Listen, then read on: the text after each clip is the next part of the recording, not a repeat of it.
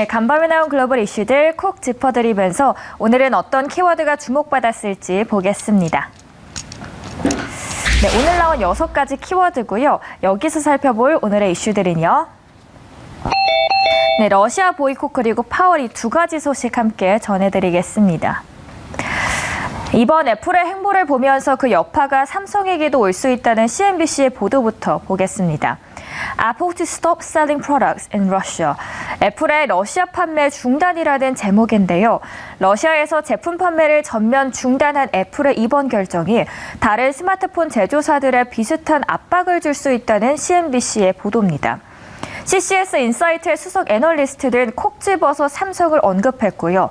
애플의 이런 움직임이 라이벌 회사들에게 틀림없이 압력을 가할 것이고 여기에 애플이 공식 선언을 통해 이 문제를 앞장서서 이끌고 있다는 사실이 중요하다고 전했습니다. 이와 비슷한 입장을 블룸버그의 기사에서도 보도되어서 인용해서 가져왔습니다. 애플의 조치로 다른 회사들이 어쩔 수 없이 따라할 수도 있다고 내다본다고 전했습니다. 애플은 지난 1일이죠. 러시아에서 모든 제품 판매를 중단하고 러시아 외 지역의 앱스토어에서 러시아 관영 매체를 퇴출한다고 밝혔습니다. 다만 이 같은 애플의 조처가 가능한 이유는 애플이 상대적으로 러시아 시장에 대한 의존도가 낮기 때문이라는 분석도 나옵니다. 실제로 러시아 스마트폰 시장에서 아이폰 점유율은 15% 정도고요. 러시아에는 오프라인 애플 스토어도 없습니다. 따라서 이를 감안한다면 애플의 이번 조치는 회사 실적에 큰 영향을 줄 가능성이 거의 없죠. 정치적인 모션을 취하기 위함이라는 CNN의 기사도 있습니다. 즉, 탈러시아 선언을 통해 기업 이미지 제고를 하고 유럽 시장 점유율 확보를 노리는 것으로 판단됩니다. 한편 월스트리트 저널에서는 이는 단지 정치와 무관한 사업적 판단이라고 전했습니다. 루블화 가치가 하루 만에 30% 폭락하고 판매 대금의 국외 송금이 어려워졌다는 점에서 애플이 러시아 영업을 중단하는 게 합리적이라는 평가입니다.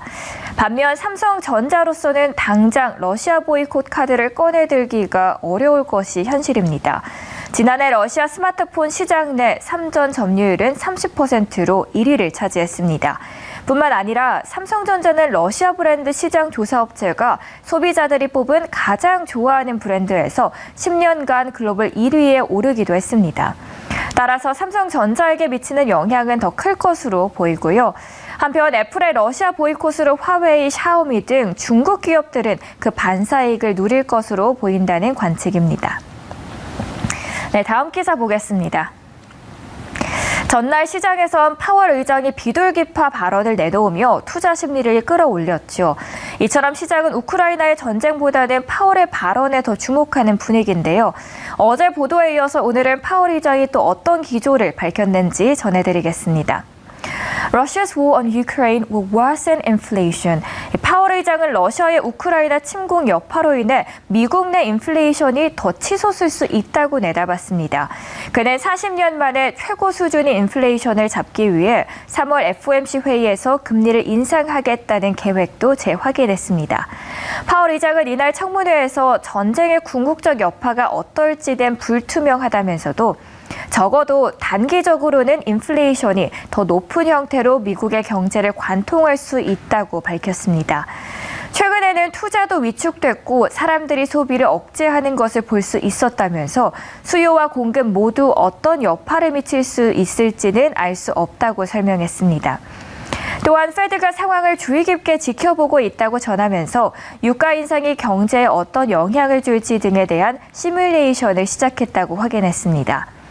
앞서 1월 소비자 물가지수가 전년 동월보다 7.5% 급등한 데 이어서 다음 주에 발표 예정인 2월 CPI는 우크라이나 사태 여파로 더 오를 수 있다는 관측이 나옵니다.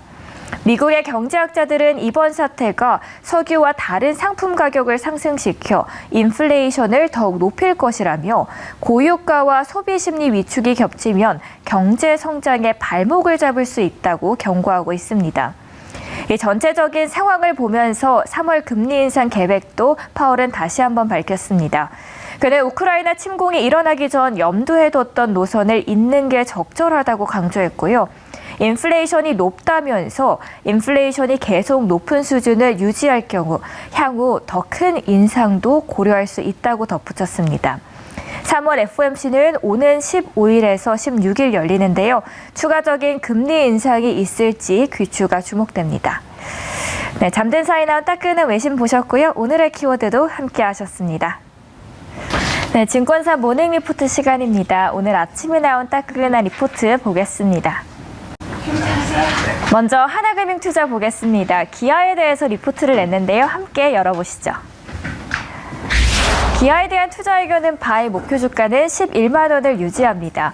차량용 반도체 부족과 러시아 제재 영향 등은 부담이죠. 다만 PER 6배 미만의 밸류에이션과 4% 이상의 배당 수익률을 기대할 수 있는 주가에 충분히 반영되어 있습니다. 현재 높은 가격 구조에서 계약된 대기 수요들이 반도체 수급이 풀리는 과정에서 큰 폭의 이익으로 전환될 것이라는 점이고요. 기아가 제시한 2022년 가이던스에 근접한 실적이 기대됩니다. 2026년, 2030년 전체 사업 판매 계획들이 순조롭게 실행되는지 여부는 주가의 추가적인 동력으로 작용할 수 있겠고요. 자동차 업종 내 최선호주로 봤습니다. 네, 두 번째로 BNK 투자증권 리포트 보겠습니다. 삼성전자에 대해서 양호한 실적에도 저평가라고 하는데요. 어떤 모멘텀들이 있을지 확인해 보시죠.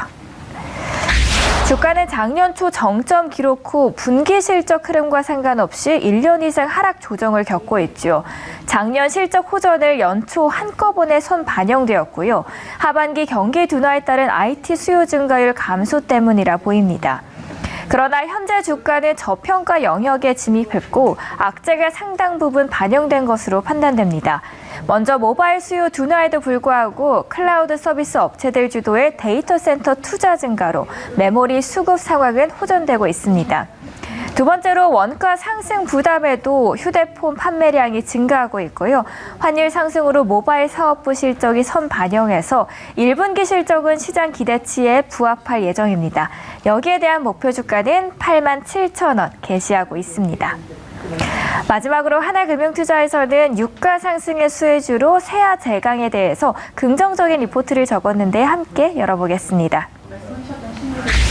세아 제강에 대한 투자 의견은 바이를 유지하고 올해 실적 추정치 상향을 반영하면서 목표 주가는 기존 16만 원에서 17만 원으로 상향을 했습니다. 올해도 강관 수출 마진 상승으로 영업 실적 개선이 기대됩니다. 그리고 하반기로 갈수록 해상 풍력과 LNG 터미널용 수조도 관심이 크죠. 그에 반해 현재 주가는 PER 3배, PBR 0.4배 수준으로 올해 예상 ROE 15%를 감안하면 지나치게 저평가되어 있다고 판단됩니다. 여기에 대한 목표 주가는 다시 한번 17만 원으로 상향해 줬습니다. 네, 지금까지 증권사 리포트였고요. 오늘 일정도 잘 버티셨으면 좋겠습니다. 네, 수급 탑5 시간입니다. 코스피 지수가 상승 마감했죠. 연준 의장의 발언 등에 힘입어 미국 증시가 반등에 성공한 영향을 받았고요. 외국인과 기관 투자자가 순매수에 나섰습니다. 여기에 러시아가 MSCI 신흥국 지수에서 퇴출되는 점도 주가 상승을 견인했는데요. 러시아가 빠지면 상대적으로 신흥국 지수에서 한국 비중이 커져 해외 투자 자금이 신규 유입될 수 있다는 기대감이 작용했습니다. 수급별 자세한 상황도 만나보시죠. 외국인들은 현대차를 156억 원 순매수했습니다. 4위에는 포스코, 3위는 HMM 자리했습니다. 2위에는 삼성전자가 순위 메웠고요. 1위는 SK하이닉스가 2거래일 연속 차지를 했습니다. 삼성전자와 SK하이닉스가 강세였습니다. 조 바이든 미국 대통령 발언에 주요 반도체 종목들이 일제히 강세 보였고요. 필라델피아 반도체 지수가 3%대 상승했습니다. 바이든 대통령은 취임 후 첫 국정연설에서 외국 공급망에 의존하는 대신 미국에서 더 많은 차와 반도체를 만들자고 전한 겁니다. 5위의 현대차도 보겠습니다. 미국 정부가 러시아에 대한 수출을 통제하기 위해 시행한 거죠. 해외 직접 생산품 규칙, 즉 FTPR 적용 대상에 자동차 등 소비재는 예외에 해당하는 것으로 파악됐습니다.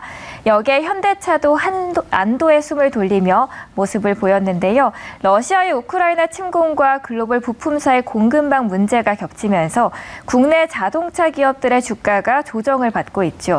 하지만 증권가에서는 2월을 기점으로 자동차 판매량이 회복세를 보이고 있어서 올해 이들 업체의 주가가 상저 하고 흐름을 보일 것이라는 전망을 조심스럽게 내놓고 있습니다. 실적도 살짝 짚어드리면요.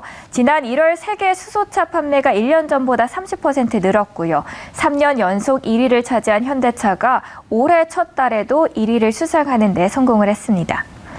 코스닥 시장도 열어보겠습니다. 비덴트가 5위입니다. 4위는 ABL 바이오 있습니다. 3위는 아프리카 TV고요. 2위에는 시젠 담겼습니다. 그리고 현대바이오가 1위에 올랐습니다.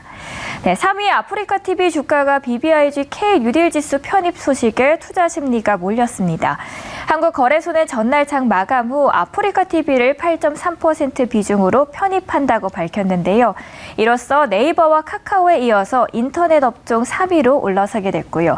이번 지수 편입으로 아프리카 TV에는 패시브 자금이 유입될 것으로 예상됩니다. 5위의 비덴트가 4거래일 연속 강세를 보이고 있습니다. 최근 미국과 유럽연합 등이 스위프트 결제망에서 러시아를 제외하기로 결정하면서 러시아 루블화 가치가 30% 가까이 폭락했고요. 비트코인으로 매수세가 몰리며 매집이 발생하자 비덴트가 상승세를 탔습니다. 이번에는 기관도 보겠습니다. 순매수한 코스피탑5입니다. LG 이노텍이 5위입니다. 4위에는 네이버가 자리했고요. 4위는 셀트리온이 기관의 매수세 받았습니다. 2위는 한국전력, 1위에는 삼성전자가 담겼습니다.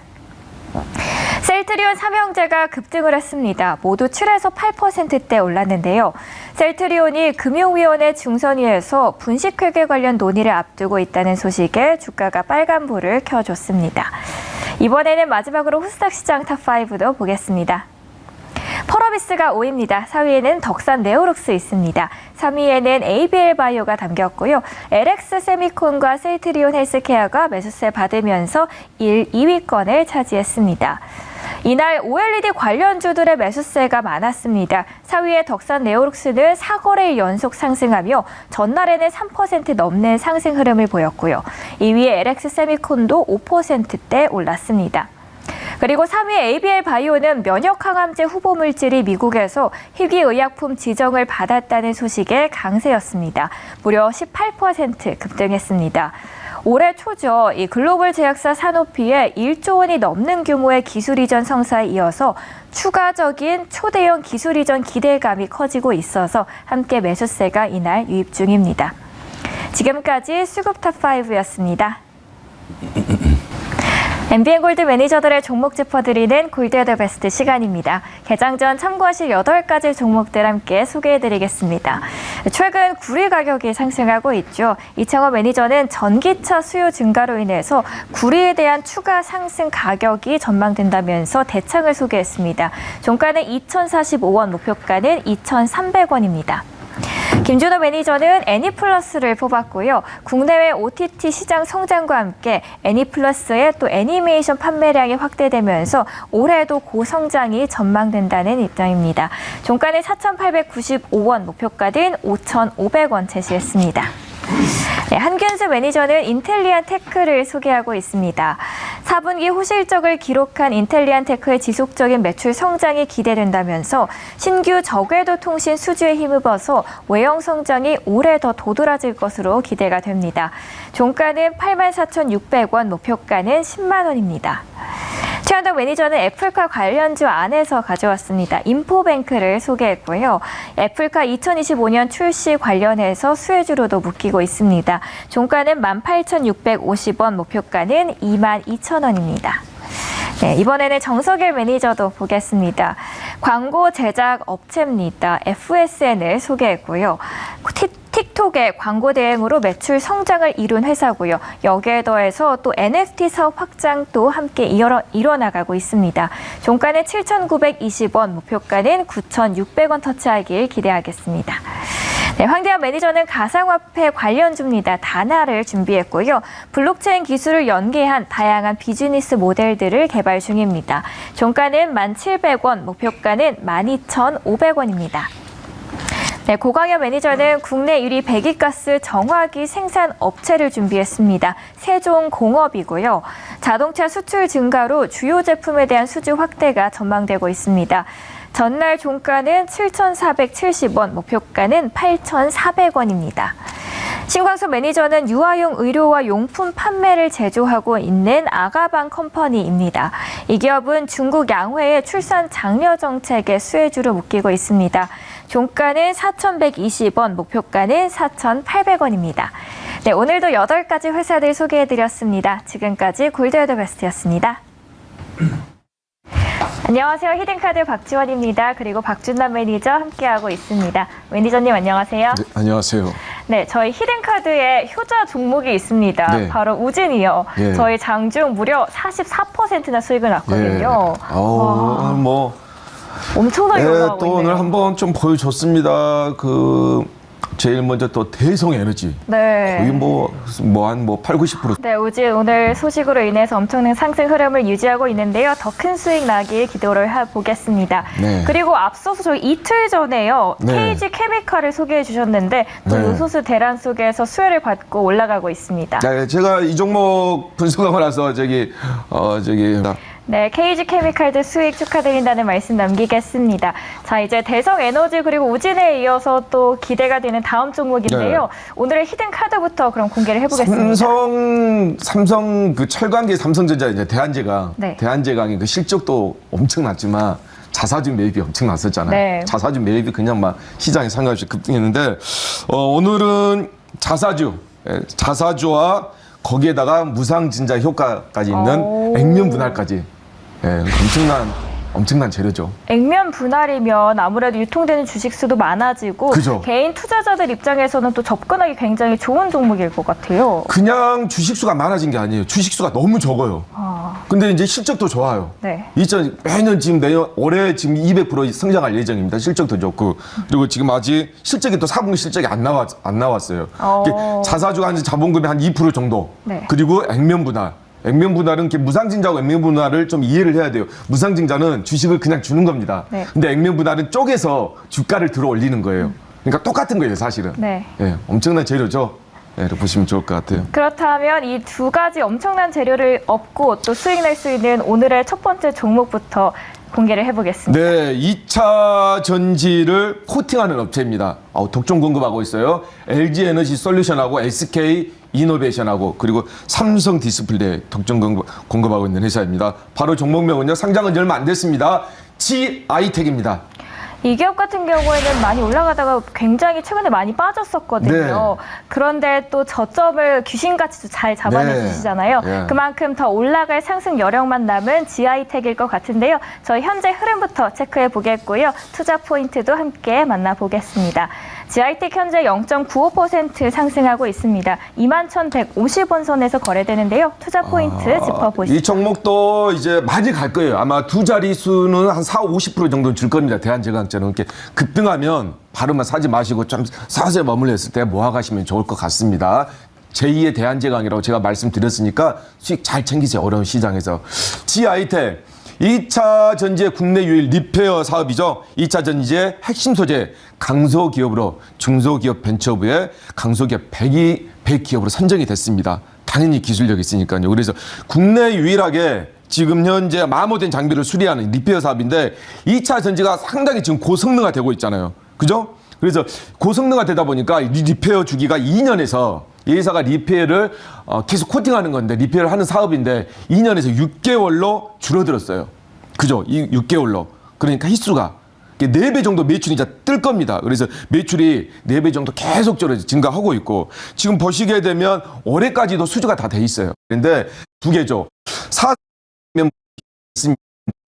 좀 잘 보시면서 3만 원, 5천 원까지도 충분히 수익 나올 수 있으니까 수익 만들자. 그런 관점에서 보시면 좋을 것 같습니다. 네, 주식에 마법을 부릴 수 있는 재료들을 두 가지나 갖고 있는 오늘의 기업, 그럼 가격 전략도 함께 제시해 주시죠. 네, 공장 24시간 풀가동하고 있습니다. 목표가는요, 35,000원. 그리고 선저가는 19,000원 제시하도록 하겠습니다. 목표가 35,000원 터치하길 기대하겠습니다. 저 이번에 다음 종목 소개를 해볼 텐데요. 네. 히든카드 열어볼까요? 네, 비메모리의 검사 장비는 다 일본에서 수입했거든요. 네. 메모리 장비는 우리가 국산이 많아요. 근데 비메모리 쪽은 이 회사가 바로 최초 국산화를 하고 있습니다. 지금 개발 마무리 단계예요. 오늘의 키워드가 이렇게 공개가 됐습니다. 네. 사실 반도체 안에서도 경쟁이 매우 심하고 우위를 점하기 쉽지 않은데 네. 최초 국산화라면 또 탄탄한 자기만의 무기가 있는 회사네요. 네, 삼성전자하고 상당히 밀접한 회사죠. 오. 삼성. 왜냐하면 이 회사가 이제 최초 국산에서 비메모리 쪽 하면 삼성전자에 납품을 하잖아요. 일본에서 수입을 했는데. 근데 삼성이 비메모리 반도체 일본 때문에 많이 수입을 하니까 이거 수입은 이제 줄여서 안 하겠다. 그래서 이 회사와 같이 이제 공동 개발하면서 이 회사가 삼성전자의 품질을 지켜주고 이게 개발이 되면 삼성전자의 단가가 원가가 30% 정도 빠집니다. 그럼 글로벌에서 경쟁력도 세지고 삼성전자 매출도 확실히 늘어나요. 그래서 삼성전자에 독점 공급할 예정입니다. 네, 그렇다면 삼성전자에도 독점 공급하고 있는 장비를 갖고 있는 오늘의 기업도 공개하겠습니다. 네, 삼성전자의 품질을 지켜주는 기업입니다. 바로 엑시콘입니다. 이 기업 올해 또 삼성전자의 매출이 크게 반영되는 시점으로 알고 있거든요. 네. 실적이 크게 뒷받침해줄 수 있다고 생각이 드는데요. 엑시콘 현재가도 살펴보겠습니다. 현재 0.37% 빨간불 켜주고 있습니다. 13,600원 선에서 거래되는데요. 투자 포인트 짚어보겠습니다. 네, 또 CIS 검사 장비는 국책 과제 개발을 통해서 개발되는 만큼 매출 가시화도 더 빠르게 이루어질 것 같습니다. 네. 목표가 17,000원 터치하길 기대하겠습니다. 오늘도 이렇게 새로운 두 종목 만나보셨습니다. 매니저님 오늘 말씀 감사합니다. 네, 감사합니다. 감사합니다.